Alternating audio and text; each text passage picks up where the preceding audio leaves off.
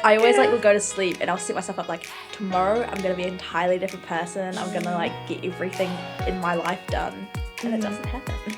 When things like build up and they get really busy, we tend to put everything at the top and we put ourselves at the very bottom, and we don't realize like how hard it hits us until we like crash, you know, like we break down, like we freak out about it. We don't realize like how bad. Being human is such an important thing for us because we get to feel things. We get to physically and mentally and emotionally feel things. But the fact that like we are demanded to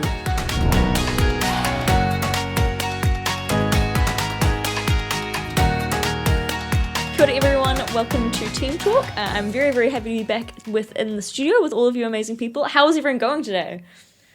Goodness, it's just been a hectic week. We've had, even though it's only been 3 days into term 3 for us year 13s and other kids, it is generally just hectic and chaotic and everything's just stacking up. But overall, doing good. Yeah. No, yeah, very good. It's very stressful, like Atta said. But, you know, like we have to be resilient. We got to pull through.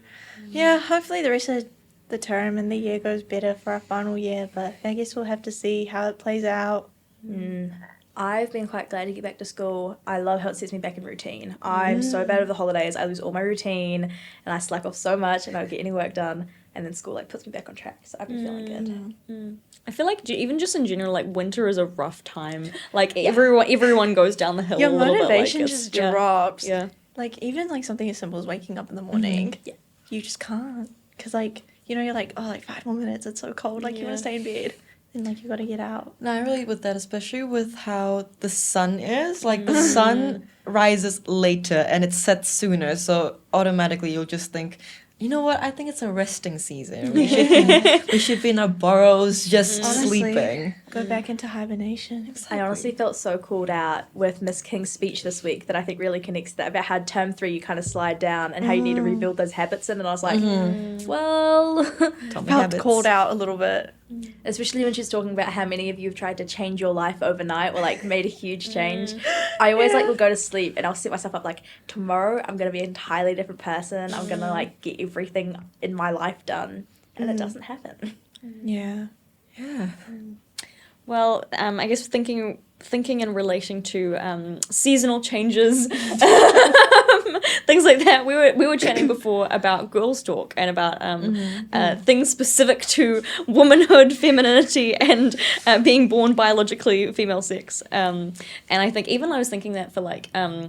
Life is definitely, at least for me, life is definitely more seasonal as a woman than it seems to be compared to men. And like, at least for me, it's like things from like the vitamin D of how important that is for your mental well-being. But it's just like actually like learn, like the older I've gotten, the more I've learned how to kind of be in tune with like, oh, what is actually the right thing for me right now? And kind of being aware that there are changes in life. And you get that for age and stuff as well, but I think especially for being a woman. What do you guys think? Yeah, no, like... Like, I think the most impactful thing for us right now, especially since we're kind of stepping out of adolescence, is syncing with our cycle. Because as we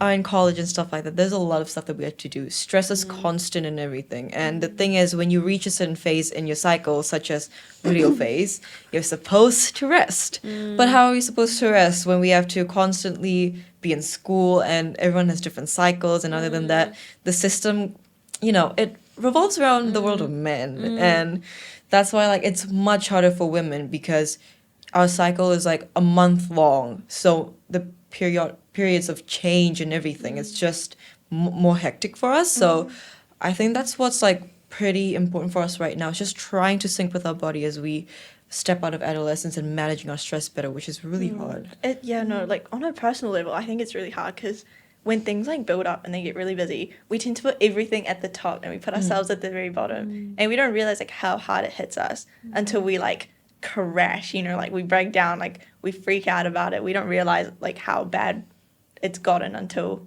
you hit that point.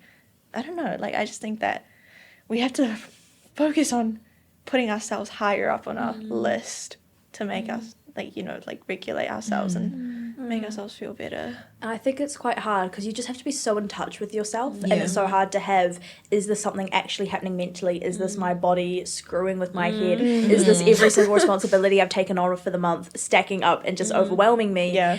And I think it takes a lot of time, and especially as for teenagers, it's so hard. Like, I love that whole thing. I think the world's ending. I actually feel everything crashing down around me. And then 3 days later, I'm like, oh, I was just PMSing. Yep. I'm actually fine, and everything's going to be okay. Yeah.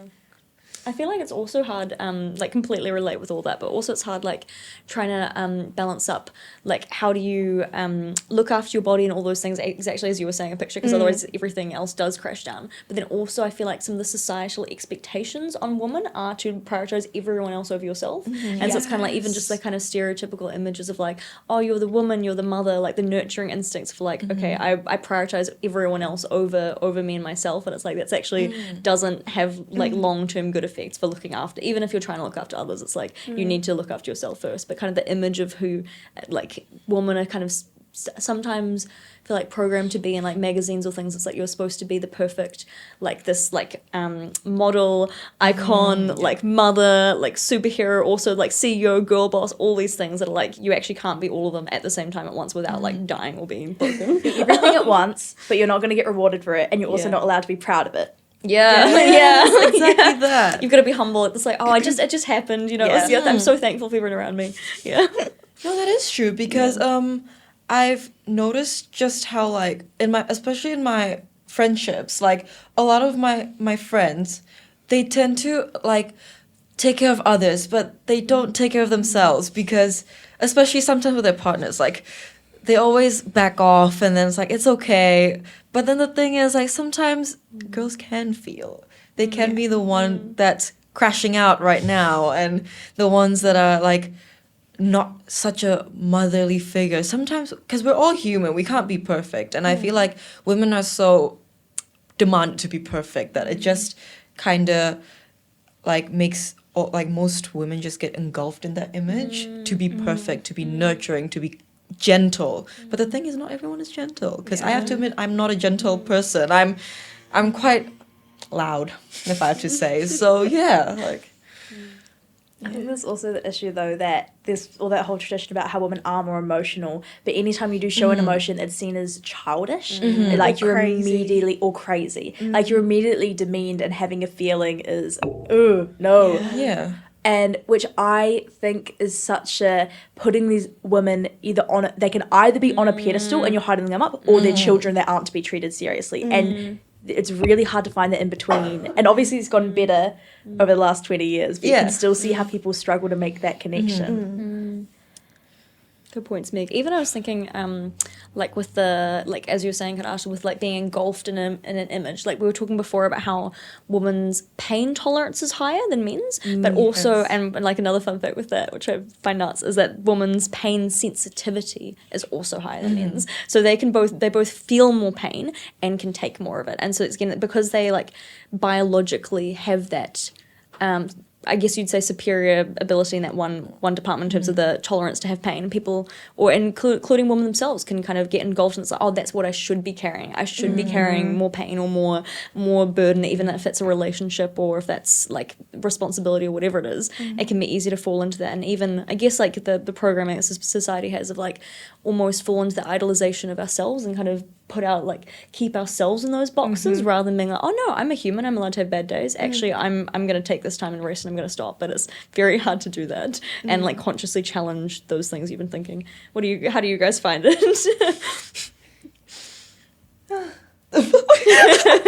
My bad. Well, to start off, like being human is such an important thing for us because we get to feel things. We get to physically and mentally and emotionally feel things. But the fact that like we are demanded to kind of suppress them, that is why there's a lot of like how do I say this? Like a lot of women that tends to kind of just explode in a way because you're so demanded to stay like closed and like, you know, just be so mature and such that you don't have time to actually sit and regulate your emotions because you're kind of like taught to just kind of brush them away in a way, if you get what I mean. Like, it happened in the past, let it go. Like, it's not going to serve you anymore. But the thing is, sometimes when it hurts, it hurts. Yeah. You have to feel it. You have to at least analyze it in a way, even though, like, you shouldn't really analyze it because that means that you're intellectualizing your feelings. But I mean, like, you should just feel it. Like, give yourself closure. Yeah, give Because, yourself like, closure. Yeah, no, it's like a blessing to feel so many emotions. You know, like, if you're like a very if you're someone who's like so in touch with themselves, like, that's a good thing. But I guess the way that it's like shown, like how like people have like made women feel about it, it like just makes it feels like your feelings are a curse, which really sucks. Like, you know, like, you're literally reprimanded for having too many emotions. So it's like, are we meant to feel? Are we meant to like keep it in? Like, you can't win anywhere. That's the thing. I think going back to your whole idea of the pain and that being just an expectation on women and an expectation on society, we were reading a really funny scene in the play today it's quite a feminist leaning, and it's all about what is expected of women and how ridiculous it is. And so it's a scene where she goes to the doctor and she's talking about all this pain she's in, and he's just like, oh, just take these drugs and hope it goes away. And it's just, you think about the dismissal of women in every part of society. There's all this like, well, it's just the way things have been, so you have to suffer through it. And you see the stats of women who, when they get to a proper gynecologist or they actually go through the treatments, are told the amount of pain you've been is not normal. It is not sustainable. People who have endo or any of that kind of stuff is actually insane. And that's all because of our society sets women up to not go ask for that help or to not think that what is happening to them might be anything outside of the normal. It's crazy. Yeah, and adding on to that, I remember some women talking about their experience at the gynecologist, and it's so sad hearing that even female doctors would dismiss their pain, and it is so disheartening because you know that that's like another woman there. Like, how are you not empathetic about how my pain is? How are you just dismissing that? And that kind of brings back to the fact that since women are pressured to not feel pain or anything like that, to not like care about their pain, it's like a bit of a generational thing. So the doctors were like, I was dismissed on my pain. I think I should just dismiss yours too, because I feel like that is something that is a problem. Even mothers act like that sometimes with their own daughters. Like, when you complain about my period pain hurts so much or something, some others just go, I've had that before. Why are you making it such a big deal? So it's something that happened before and before them that would just build up and it just continues on instead of slowly going away. I think that's the same case with like female gynecologists and everything like that. It's just not trying to like generalize them, but there's a lot of experiences that I've heard, not only online but even in real life, of women just telling me their experiences, and it's really disheartening because as women we should be more empathetic towards each other in a way.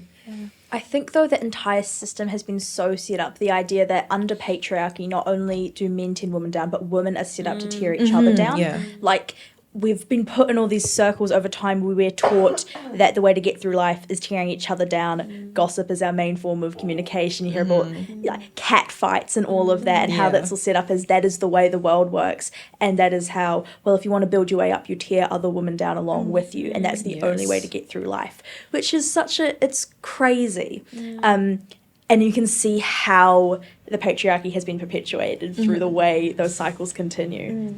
That's why we got to stop it. Exactly. I think I remember analyzing this in The Handmaid's Tale.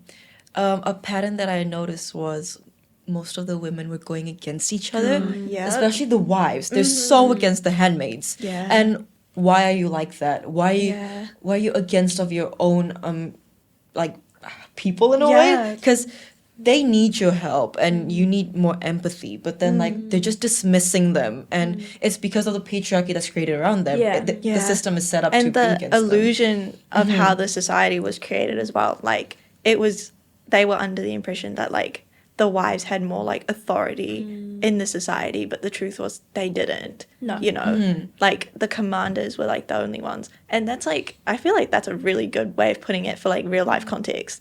Like, I think it's so common, which honestly it shouldn't be, like it's so common for people to tear each other down, and you can see how like women who maybe like aren't as like lucky or like privileged are like easily like exploited and things like that, and that's just like, that needs to change.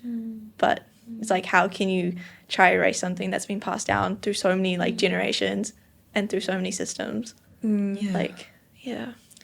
And you see a lot of, I think the problem, because we've done a lot of study through Handmaid's Tale on the different waves of feminism, and you see how kind of that radical versus cultural feminism has shifted over time. And then you get into kind of phases now where you've got the man-hating feminists, and you've got all these different branches where there's just no unification anymore. There's no view of kind of where our original goal was. Like, you think about how, and I think it's because a lot of women don't really know what we're fighting for next. Like, we've kind of reached the hard bit. You've got the actual infringements upon our rights that you can clearly see. We can vote alongside men. We can get paid alongside men. We can get the similar jobs. And I think it requires kind of the whole generation to go, well, where are we going to go now? And then you see our society being regressive at the same time. Like, you think about the pay equity cuts, the pay equity bill that went through a couple months ago, which I still find absolutely baffling. Interesting points. I'm loving this. You sounds like you guys learned great stuff from studying The Handmaid's Tale and everything else. I'm so glad we studied it. Yeah, me too. I definitely agree. I think like I completely agree, and it sounds like especially like a really great like metaphor with The Handmaid's Tale in terms of just like all that stuff with society, like keeping women distracted by like turning on each other, and saying that like you could also view it from that lens, like the distraction with like the different types of feminism, like, oh, I'm this feminist versus that feminist. Again, it's like, no, where we could be unified, and like things like the medical examples are a really good one, where it's like, we've only recently really have women been able to like statistically have women able to be doctors. Like, sure, they legally have for a century, give or take, depending on your country. But in terms of actually seeing the numbers of women doctors at same like in high positions as men, and for decision making, that's very new. And especially that's why we say that all of our medical stuff is like all of our medication, all of our tests, all of that stuff is tested on men, like adult healthy what is it? Neuronormal. What's the word for that? Neurotypical. Thank you. Neurotypical men are like the test subject for the world, and it's like, oh, but women's bodies are actually different, and that is still so new in terms of like medical testing, and in terms of like women actually being involved in the decisions that they are being affected by. That is still so new, and that's like still a key issue that you're kind of seeing in like boards and all the kinds of things for educate everything, and so big. And I think there's a lot of that kind of confusion. And I was in like a law day thing the other day, and we were talking about pay equity, and she started out with, what do you think the gender pay gap is? And I don't think I even had a very firm understanding of it until I started learning more about the pay equity changes, because I think more people think we're still in a state of society where a woman and man working the same job, the woman's getting paid less, which doesn't happen. That would be illegal. That is discrimination that cannot happen in our society. Because what it is you still have jobs where women are going to work them more and men are going to work them more, and that is just that doesn't always necessarily need to change given nature and things like that, and some things are just going to naturally happen that way. But say you have I don't know, their options, they were talking about firefighters and nurses, and so jobs get weighed up using a scale, and then if those jobs are getting paid at a significant amount less, then you can do a pay equity claim for the nurses. And so that's why I think the pay equity changes were so insane, especially I think the aged care workers, which are obviously predominantly female, also predominantly like immigrants, like a lot of people from the Philippines coming on and to do all this work. They were about a week out from getting their pay equity settlement when they were cut. And they've been working on that for 3 years. And I'm just, it's so, you can see how women are thrown under the bus to cut government shortholes over and over again. It's so tragic. I don't know where this lines up in like that scheme of things, but something I heard a while ago, which I thought was really interesting, which is maybe slightly more complicated, I don't know, give me your thoughts, was things like teaching. And so like 100 years ago, like 1900, 1914, whatever, like teaching was quite a, like in most of the Western world, like quite a fancy profession. It was also very like old fashioned, obviously, compared to now. But it was predominantly run by men. And so if you wanted to be a teacher, you had to be a man and you had to have a certain education. And then over time throughout the 20th century, as, you know, kind of feminism rolled through in all its different forms, women got access to, they were able to occupy different careers. They were able to get careers and things like that. And so women started entering the teaching workforce more specifically. And there was a huge correlation with, as women entered teaching, and so nowadays, like in New Zealand, teaching, I think especially primary school, is predominantly women teaching. As that started happening, the pay and cultural value of teaching went down, because it was kind of automatically assumed, if women are teaching, then their teaching's worse. The value of teaching is worse because that's women's work now, and like that's that association of women's work is like has been societally seen as just economically less valuable than work associated to be with men. That's a really and I thought it was so interesting. I don't know. Yeah, that's a really interesting correlation. And now I'm kind of also thinking of the correlation between how the shift of thinking teachers as these rule enforcers, like you see how stringent they were in the olden days, and you see how now they are kind of treated as a caretaker figure, as a nurturing figure, and you can see some of the problems that rise within that. Yeah, that's actually a really good like point as well. I see so much stuff about, especially in America, how teachers are treated, with the disconnect between school boards and teachers is insane over there, I think, compared to here. But how teachers are expected to almost mother these kids in situations they shouldn't be, especially behavior management, things like that. And I wonder if it would be the same if it was a male-dominated profession. Again, women being put on pedestals and expected to do things they shouldn't have to. Sorry, this is really random, but all of this talk, it reminded me, have you guys seen that ad that the warehouse put out with those back to school bags? That's insane. That's what What's was the ad? wild. It was like they were advertising like backpacks, and it was like a pink background, and it was like a unicorn backpack, and it was like for the, I don't remember that word for word, but it was something to do with like for the girls who can't do like long division or something. Yeah, I can't do long division Really? on a backpack. And then I was like, and there was a boys matchup that was just a dinosaur or something. yeah, Yeah. and I was like, I And just like don't. the New Zealand warehouse. It got taken down. It got taken down. Like, it was in the news, and it's just like, why would you put such a ridiculous implication out there like that? Like, you're making it sound like women are essentially stupid. Like, girls are stupid. Like, that's not what it is. Like, Especially for a school backpack as well. being like- especially for primary school. Wow. Like, I don't think anyone remembers like long division in general. But like, Yeah. it's just like, I just don't know why they would show like that very clear divide. Yeah. It's like Especially, like, now. infantilization of women, practically, assuming that women are emotionally smarter, but then they're logically dumber, because that narration has been in our society for God knows how long. It's been there forever, and it just like that just kind of brings it back up, because we thought we were like kind of dying down on that stereotype, but then like that just kind of ruins it all in a way. It's like little things like that like come back to essentially haunt us. It's like it's just a reminder that like we're never gonna get past it in a way. Like, we always think that we're gonna make progress, and it's just like things like this come in, and you're like, wow, like we're never gonna get through it. I also think, to take it back to politics, as you see us swinging from our centrist viewpoint for the past 20 years back to this kind of far-right American conservatism, puritanical kind of stuff flowing in through New Zealand politics, that we start seeing more and more of that. The amount of insane bills through Parliament that I think if we had seen 5 years ago, we just would have been like, what is that? That's absolutely mind-boggling. But as we've seen the sweep globally, it's almost people are daring to take that step backwards, like with that kind of stuff. And it's crazy. I wanted to bring something up because I thought of something about people raging about feminists lately. Have you guys seen the Sabrina Carpenter new album cover? Yes. And what are our thoughts?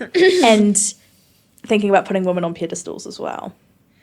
Yeah, my thoughts was that I was a bit like, I was just questioning it, because what was the purpose of putting that album on? Because she could have done, like, you know, just a picture of herself or something, but what was the point of having like herself like on the floor and then having like a male figure, what's it called, like pull her hair, right? I think if I'm not wrong with that, because that is technically just like watering down women to the fact that we're just like going to be always be below men, and that is just so sad to be a big artist and promoting that in a way. And like, oh, the Lolita aesthetics. Goodness. Oh, we waiting for me. I was gonna say, what No, like, I don't know. Like, personally, I don't understand it. But, like, I don't know if she was trying to show something deeper with it.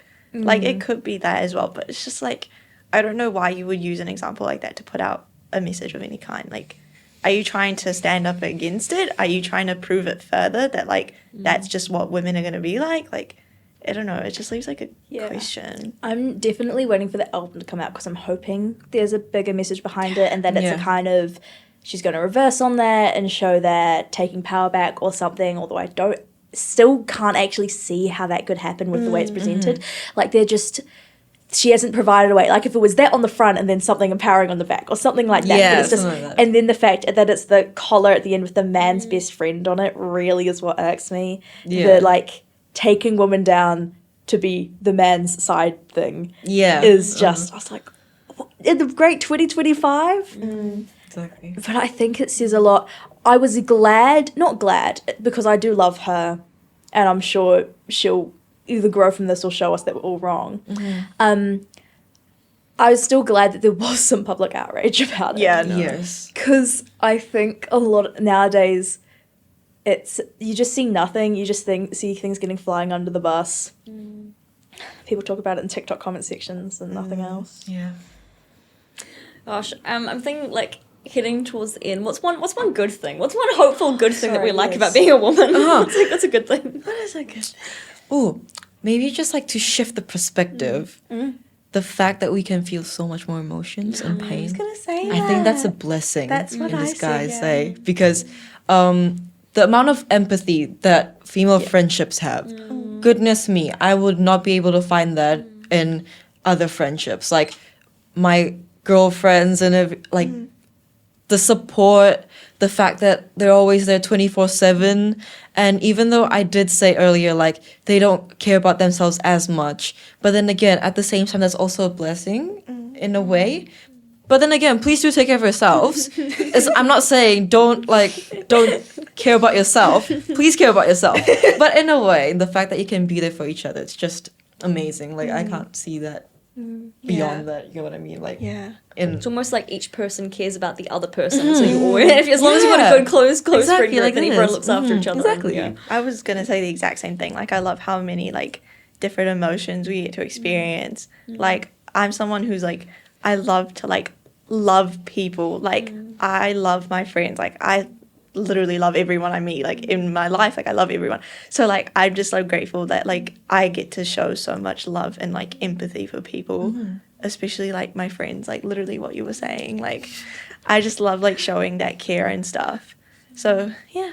Yeah, I'm similar vein. I think that emotional intelligence is a huge skill that is so undervalued, but I can see the disparity between women and men every day. I hang out in a largely male friend group, and you can see some of that lack of understanding that just comes with how we've grown up, perhaps, like being a carer, like same with my friends with siblings or older sisters in general, just that same, as you gain those skills, they're so undervalued rather than general intelligence. But being able to read a situation, read something socially from the get-go, understand some of how things could happen, the emotions in play, is so valuable. And I think I can see it with all my female friends, how emotionally in tune they will be with the group or with their friends or what's going on. And it's such a skill. Beautiful answers. I feel like my take's kind of weird. I had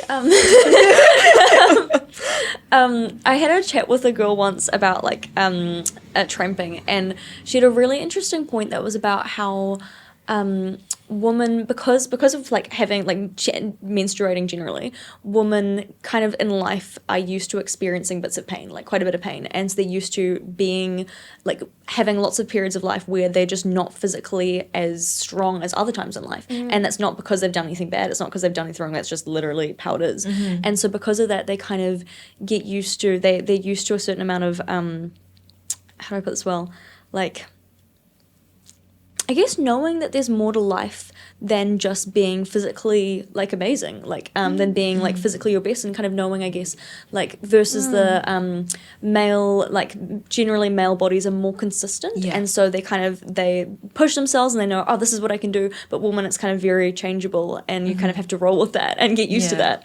And so.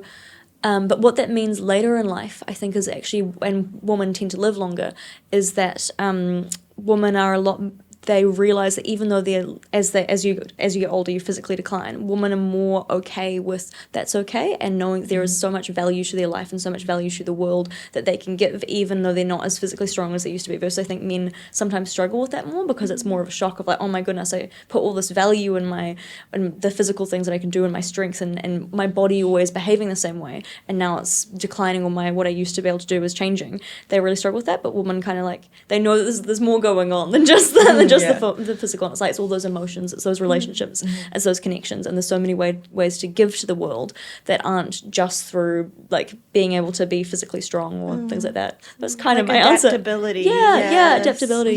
Yeah. And do we have one message for like the woman of the world? Like one quick message, quick fire message to the girls. Don't be ashamed of your pain and emotions. Literally just be yourself, embrace everything that you have, and whatever you do, wherever your emotions bring you, it will bring you to the best version of yourself. Like, don't take your feelings for granted, I think. You know, like, we tend to downplay on our own emotions, like brush them under the rug, like it's not that deep. But, like, you are allowed to feel. It's okay to feel. Like, your emotions are not invalid. You're valued. You're valid. Feel away. I think make sure that whatever you're spending your time to, you're spending it to building people up, not taking them down. I think, especially as women who can get caught in cycles, or definitely get caught in traps fed to us about how we need to rise above things, or we need to get another person back, we need to like make vengeance for ourselves if we've been wronged. But making sure, focus on the better things, focus on the things that fulfill you rather than the things that tear you down, and you'll find so much more purpose, I think, in life. I'm in love with those. My message would probably be something like, I guess all the classic stuff, like there is only one you, and who you are meant to be is who you are. Like, you are amazing, and even though you will have challenges, everyone will have challenges, and they may be really, really significant, but you will learn so much from them, and you are amazing, and you are going to be the perfect person that you are meant to be. So just keep going, and as everyone else said, don't be ashamed, and know that you are loved, and love yourself. So yeah. This was so healing, guys. It was. Thank you, everyone. Very validating chat. Yeah. Thank you for this chat. Yeah. Thank you, everyone, for listening. Yes. I really appreciate it. I hope you guys appreciate the chat, and look forward to catching you guys soon on Voiceofaroha. Ka kite. Ka kite. Ka kite.